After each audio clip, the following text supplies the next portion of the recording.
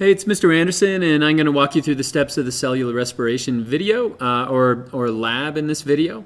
So step one, obtain 3 vials with steel washers on the bottom. So that's what these things are. I'm next going to put those to the side. To save you a little bit of time, I also have 3 little bits of paper towel, and we'll use those in just a second. So I've just kind of ripped those out. Okay, so next we're going to fill a 100 milliliter graduated cylinder with approximately 50 mils of water. So I'm going to fill up 50 mils of water in here.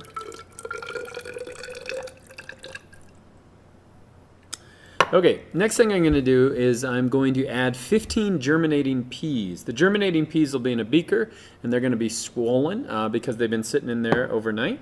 So I'm going to put 15 of those in the graduated cylinder and measure the volume of that. So, dropped one. Okay, so it started at 50 mils and now it's at 7 mils. And so you may want to write this down, or you could just remember it. So I roughly have 7 milliliters of germinating peas. Those are going to be the biggest things, so you want to make sure that you always have 7 milliliters of each of everything. So I'm going to dump the water back out, and then I'm going to put those 15 germinating peas on one of my paper towels. Next thing I'm going to do is I'm going to get the same amount of glass beads, and so I'm going to pour in 50 mils again.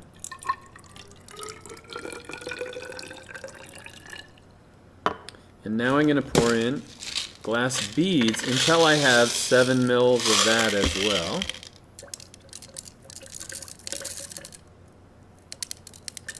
There we go. So now I got 7 milliliters of glass beads. So let me dump the water out.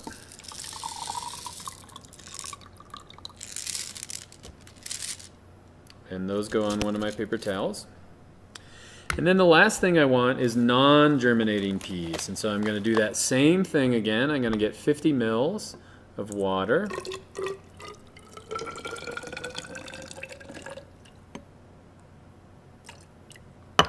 Now I'm going to get the non-germinating peas. Those are going to be much smaller. So now I'm going to add 15 of those. 1, 2, 3, 4, 5, 6, 7, 8, 9, 10, 11, 12, 13, 14, 15.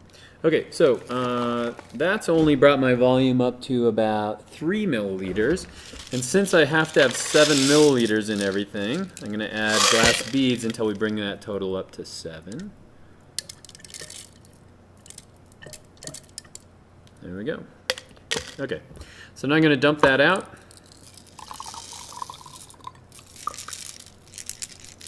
I'm going to put this on the last paper towel over here. So I've got, oh, I dropped one. So again, on my paper towels, I've got 15 germinating peas, 15 glass beads of the same volume, and then 15 of the non-germinating and glass beads, so the volume stays the same. So now I can take that graduated cylinder and the germinating peas and the glass beads and get that out of my way. Next thing I have to do is actually make my respirometer. And so to make a respirometer, I've got these 3 vials. I'm going to add going to grab one of these cotton balls. This is absorbent, soft and absorbent. And so what you do is you take one of these cotton balls, and so we want to make sure we have about the same volume in each. I'm going to rip that into 3 equal little bits of cotton. There we go. And I'm just going to stuff that down into the bottom of the respirometer.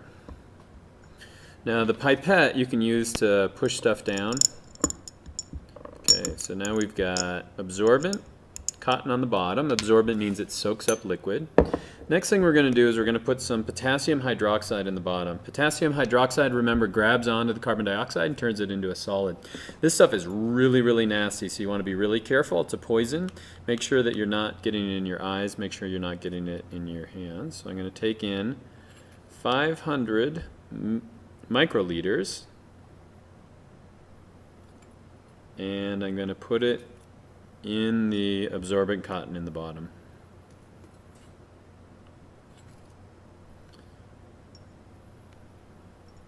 There we go. And seal that back up. Okay. Next thing I want to do is I want to make sure that the peas aren't actually affected by that. So on top of it, we're going to put non-absorbent cotton. It comes in the other bag. It's made out of polyester. So I'm going to take about an equal amount, and I'm going to put that on top of the absorbent. And we're going to have about the same amount of each. And then I'm going to push this down to the bottom. So now that liquid can't actually get up. That potassium hydroxide can't get up to where the peas are. Okay, next thing I want to do is actually fill them up. And so one of them I'm going to put germinating peas. So there's 15 germinating peas in this one. I'm going to put the pipette on the top, and I'm going to seal it so that we don't push it too hard. You could break the glass, but I want to make sure that there's a tight seal. Grab a couple more. Next one, I'm going to put just glass beads in.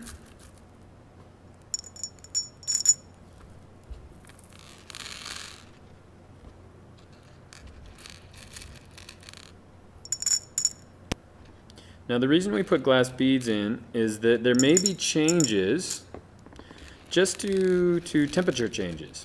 And we know that glass beads don't respire, and so if there are any changes in the glass beads, we can use that as a correction. Again, I'm going to put a seal in that. And then in the last one, we're going to put non-germinating peas. And then the beads, so that we make sure that we have the same exact volume in each of those.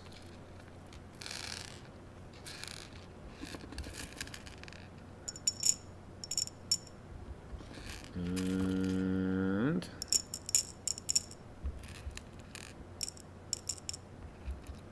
there we go. Okay, so now I'm going to seal that one up.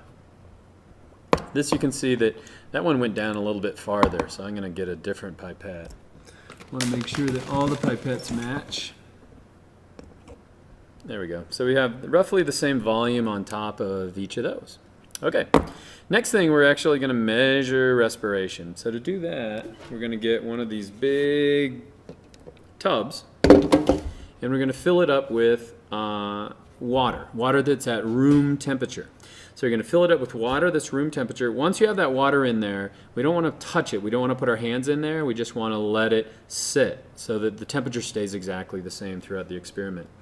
Next thing is really important. It's called the equilibration period. So what you're going to do is you're going to take your 3 respirometers, you're going to put them underwater, but you're going to have it so that the end, like this, is actually going to come out.